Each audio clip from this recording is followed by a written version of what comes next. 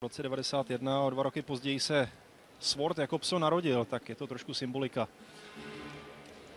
Čeká nás první ze dvou běhů na 400 metrů.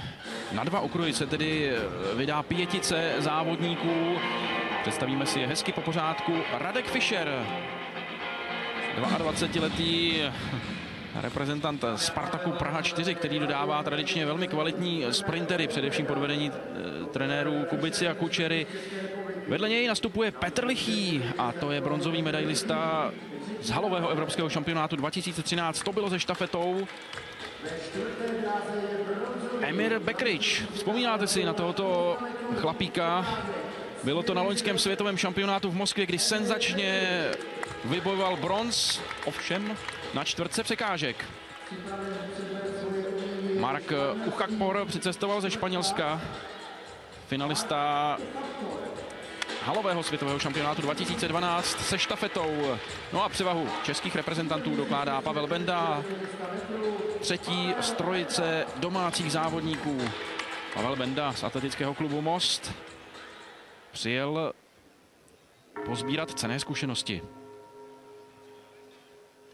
Tento běh na 400 metrů je označen jako takzvaný Bčkový, ale to neznamená, že se nebude útočit na rekord meetingu. Ten drží Rudolf Getz z roku 2009 a má hodnotu 47,42.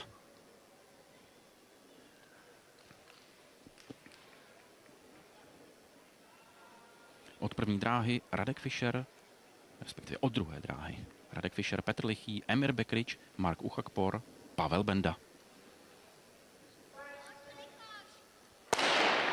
Halová čtvrtka má svá specifika proti obdobě v letní sezóně, tedy na velkém ovále, protože právě zde v hale se zbíhá, po jednom okruhu se zbíhá do vnitřní dráhy a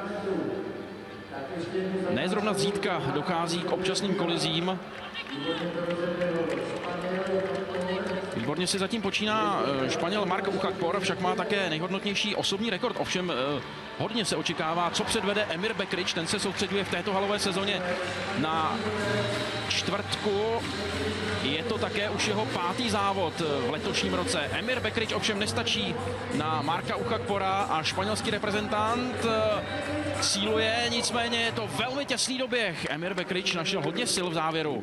Trojice českých reprezentantů se zařadila na 3. až 5. pozici a my jsme sledovali velmi pěkný souboj Marka Uchakpora a španělského Emira Bekriče.